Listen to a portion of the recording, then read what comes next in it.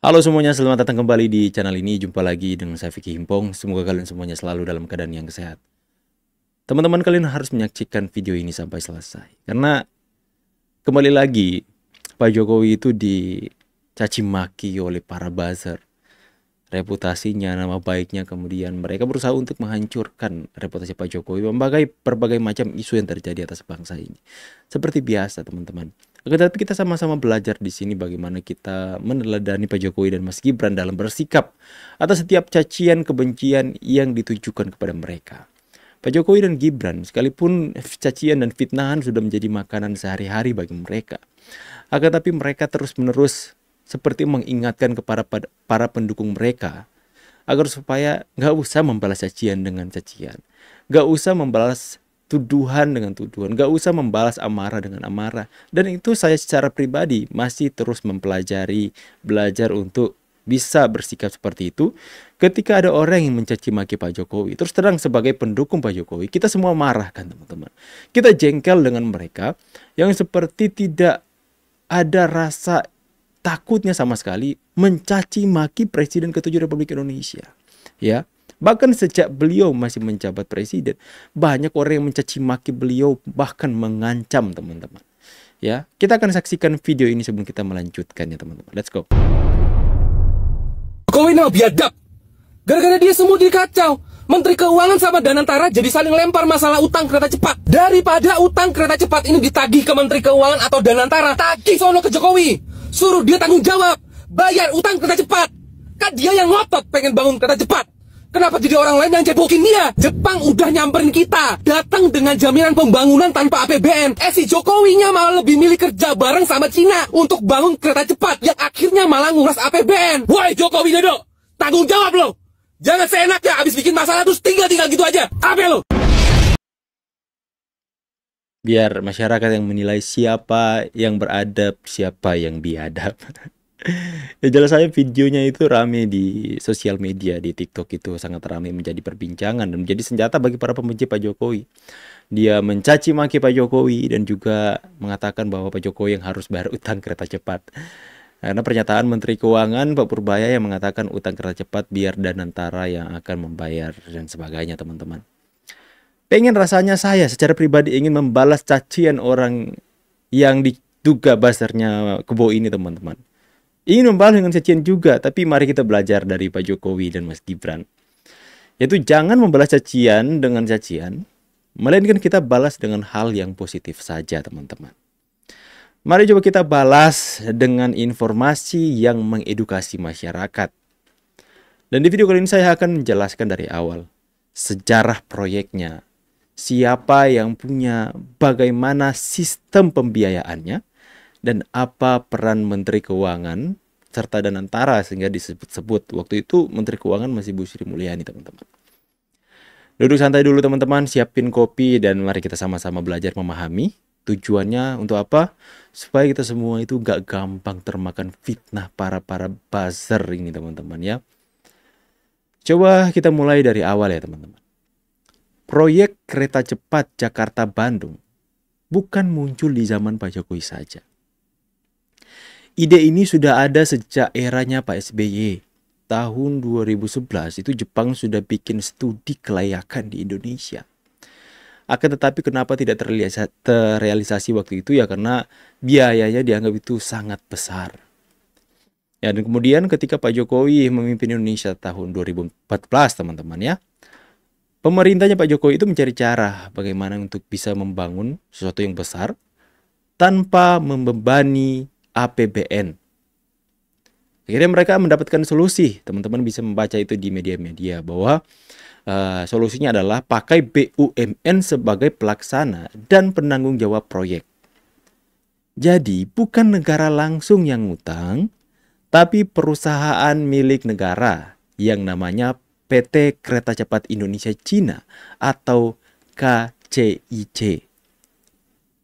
Jadi jika teman-teman mendengarkan dia mengatakan tadi bahwa ini menguras APBN, itu adalah sebuah fitnahan kepada Pak Jokowi. Strukturnya begini teman-teman. Ya, ketika KCIC itu membangun kereta cepat di Indonesia. Jadi 60% milik Indonesia lewat gabungan BUMN, kemudian 40% milik perusahaan Cina. Nah, dari sini saja udah jelas teman-teman. Yang berutang itu perusahaan, bukan negara. Jadi kalau ada yang bilang Jokowi bikin utang triliunan, itu salah paham. Atau lebih mendekat ke fitnah sih teman-teman. Karena yang minjam uang bukan pemerintah, tapi badan usaha yang dibentuk khusus untuk proyek ini teman-teman. Sekarang kita akan bahas uangnya dari mana. Total proyeknya itu sekitar 7,2 miliar Amerika Serikat, dolar Amerika Serikat teman-teman ya. Sekitar berapa triliun itu? 7,2 sampai 8 miliar lah. Itu karena mengalami pembengkakan karena ada alasan-alasan tertentu. Ya. 75% dari pinjaman luar negeri itu dipinjam dari China Development Bank. Sisanya kemudian 25% modal dari para pemegang saham. Modalnya disebut project financing atau apa teman-teman. Yang artinya proyek ini dibiayai oleh hasilnya sendiri, bukan dari pajak rakyat. Sampai sini kita pahami dulu ya teman-teman ya. Jangan terburu termakan fitnah kemudian kita langsung memenuhi keinginan mereka. Itu apa sih keinginan mereka? Membenci Pak Jokowi. Tujuan mereka agar supaya membangun fitnah, membangun framing-framing jahat ke Pak Jokowi. Tujuannya agar supaya Pak Jokowi kehilangan dukungan. Seperti itu teman-teman. Ya, saya mau ajak kalian semua untuk bayangin. Kita ini buka kafe besar. Ya, kita ajak investor. Kemudian kita pinjam ke bank. Dan nanti bayar cicilan dari hasil jualan kopi di kafe yang kita buka tersebut. Kalau ramai ya aman. Akan tetapi kalau sepi, ya kita dan investor yang tanggung. Ya, bank itu nggak bakalan tagih ke rakyat. Konsepnya sama teman-teman. KCIC yang berutang, ya, Kereta Cepat Indonesia Cina ya, dan nanti membayar pakai pendapatan operasional dari tiket, iklan, dan bisnis di sekitar stasiun. Sekarang pertanyaan besarnya, siapa yang wajib bayar utang itu? Seperti video yang dia marah-marah itu kepada Pak Jokowi sampai mencaci maki. Dalam sistem keuangan negara teman-teman ada dua jenis utang. Pertama utang negara dan utang BUMN. Utang negara itu diambil lewat APBN, disetujui DPR dan dicatat resmi. Sedangkan utang BUMN itu diambil oleh perusahaan atas tanggung jawab mereka sendiri. Nah, KCIC masuk kategori kedua teman-teman, yaitu utang BUMN. Jadi kalau KCIC punya utang, yang wajib bayar ya KCIC, bukan Menteri Keuangan. Kalau proyeknya untung, utang bisa lunas dari pendapatan. Kalau rugi ya itu jadi resiko bisnis. Tapi bukan berarti rakyat yang disuruh patungan untuk bayar. Sekarang banyak yang bilang Jokowi minta rakyat bayar. Pasti akan menuju ke sana ini teman-teman. Padahal yang dimaksud Jokowi itu restrukturisasi teman-teman ya. Bacanya agak restrukturisasi utang. Itu teman-teman. Harus pelan bahasa ini ya. Ya. Jadi itu artinya negosiasi ulang. Yang di dalamnya bisa meminta perpanjangan waktu, penurunan bunga, atau jadwal baru pembayaran. Dan yang nego itu bukan Menteri Keuangan, tapi manajemen KCIC sendiri. Ya teman-teman, jadi apa yang dia katakan oleh Pak Purbaya itu benar. Ya, bukan negara, bukan Menteri Keuangan yang harus membayar, karena memang itu bukan utang negara, bukan APBN. Ya, nah sekarang kita bahas dulu peran Menteri Keuangan dan Danantara yang menjadi perbincangan hari ini. Menteri Keuangan tugasnya mengatur keuangan negara, bukan bayar semua utang perusahaan. Dulu Bu Sri Mulyani ketika masih menjadi Menteri Keuangan itu beliau sudah tegas mengatakan bahwa APBN tidak akan digunakan untuk membayar utang kereta cepat. Jadi jangan termakan narasi seolah rakyat yang harus nombok teman-teman. Lalu siapa Danantara ini teman-teman? KAI PPK itu berada di naungan Danantara.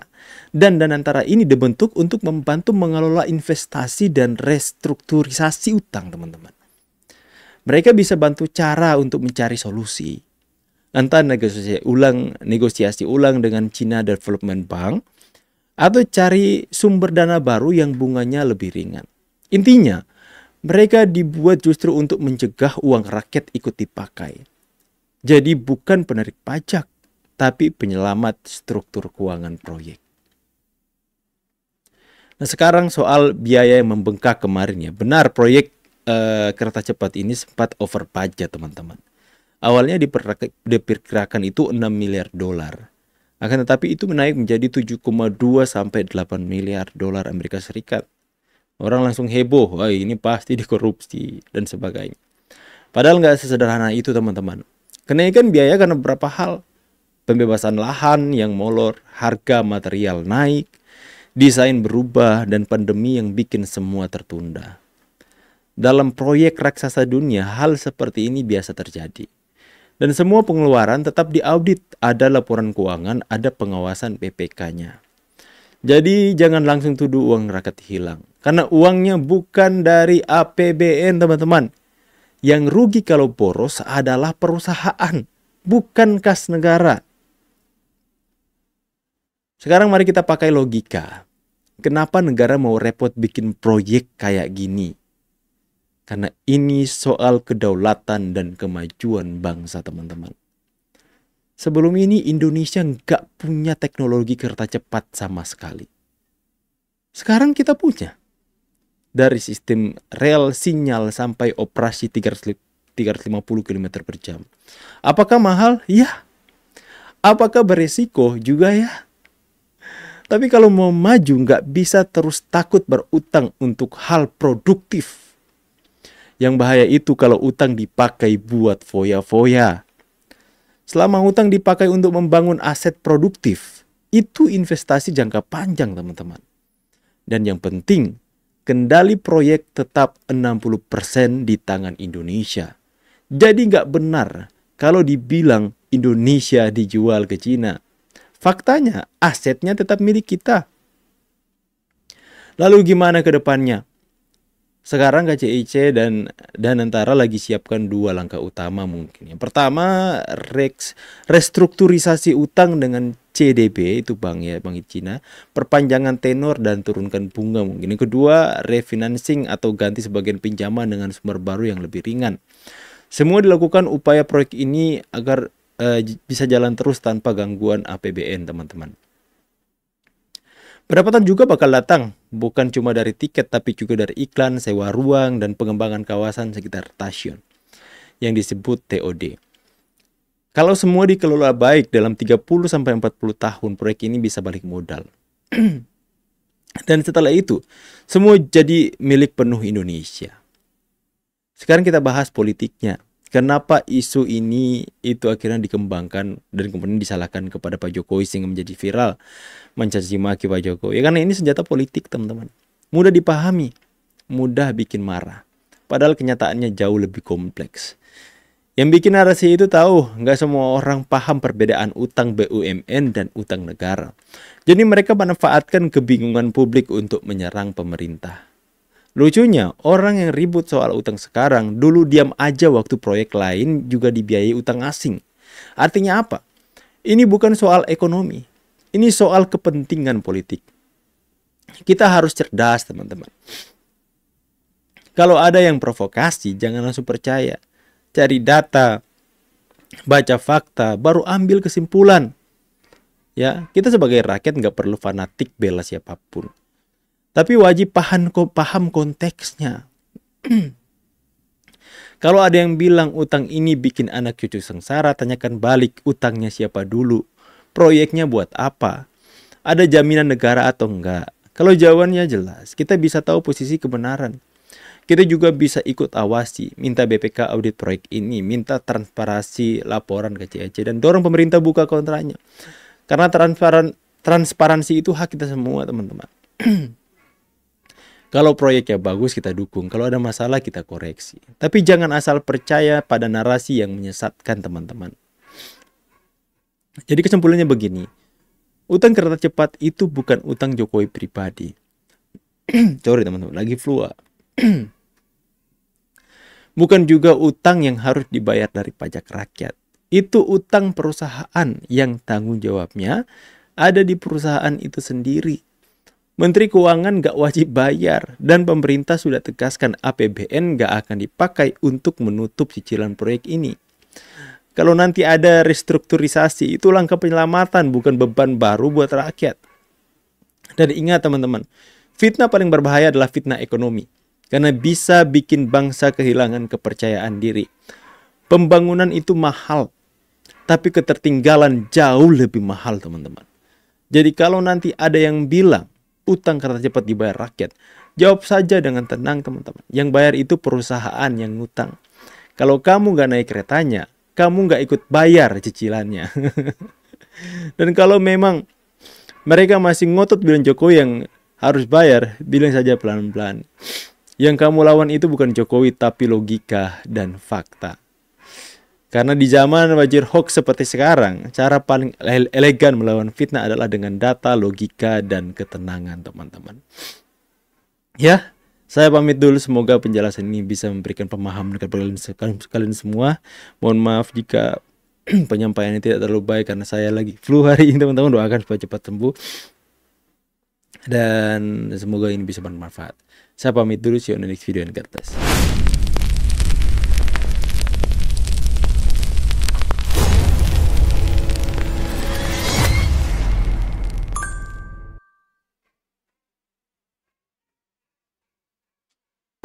Gravy make it splash like Pippin.